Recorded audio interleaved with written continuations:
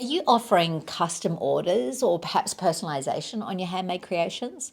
Today, we're going to be diving into really creating some boundaries around what that might look like so that it's not causing you absolute burnout in that offering.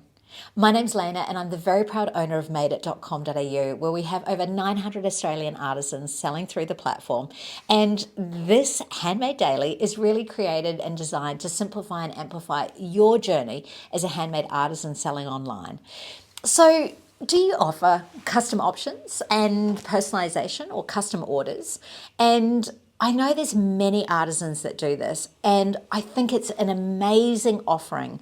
Don't get me wrong, I think that personalization can be absolutely one of the real benefits of buying something that's handmade, because there is that flexibility to go, oh hey, I was hoping for a different color, or oh hey, how can you do this?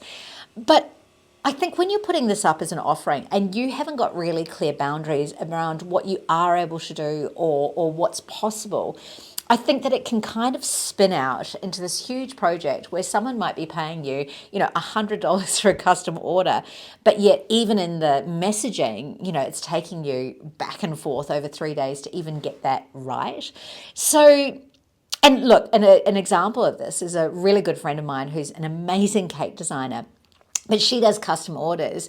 And because she didn't have the options kind of almost pre-populated to give it the scope, it meant that she would be going back and forth over a week with customers kind of messaging backwards and forth. And it's like, well, hey, the additional amount that's been charged for a custom order has really been consumed in that messaging.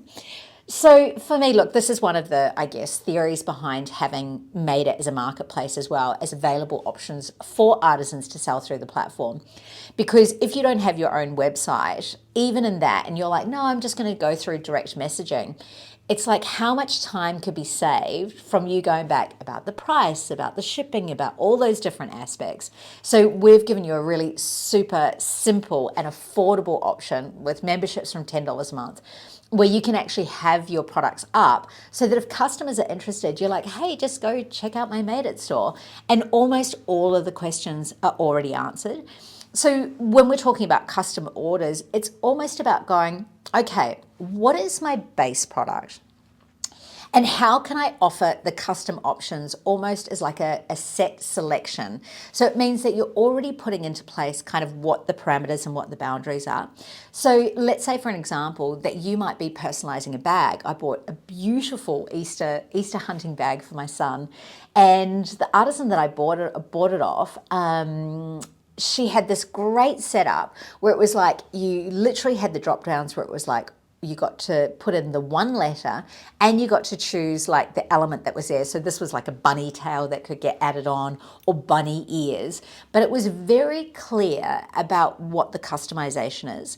And this works in a couple of different ways. Of course, we want to reduce that messaging and back and forth, because customers are like us. If you don't give them parameters, it's kind of like, oh, they're trying to, design the globe, and it just goes sort of expands out from there.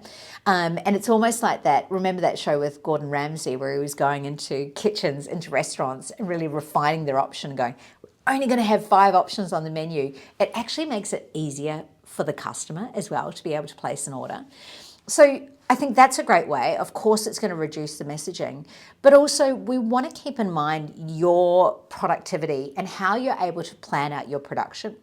Now, where in particular this would kind of roll out is like, let's say for an example that you might offer customizations for Christmas decorations potentially coming up. You can start to sort of plan out and go, well, hey, I know that if I was really at full capacity, I might be able to do 8 customizations, 8 custom orders per week, right? And it's almost like you can put in the stock that's available based on that over a set amount of time. And I know that there's quite a few artisans that do this, where they sort of open up pre-orders, they get their pre-orders in advance for these custom options, and then they can literally map it out and start delivering it over that time.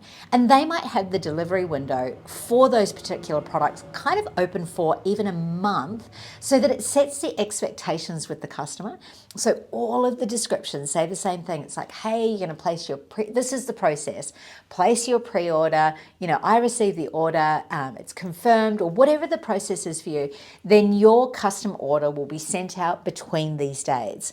And so just in that, it means that you've been able to create not only a system, but also a bit of a boundary around what's possible, what you can offer, but also you're not letting the customer down. It's all up front, it's all completely transparent. So do you offer custom orders? Do you have a system that you like to go by? I'd love to hear what you're doing in the comments, so pop it down below. And if you like this video, of course, subscribe, and maybe you'd like to share it with one of your creative friends as well. Oh, and quick one.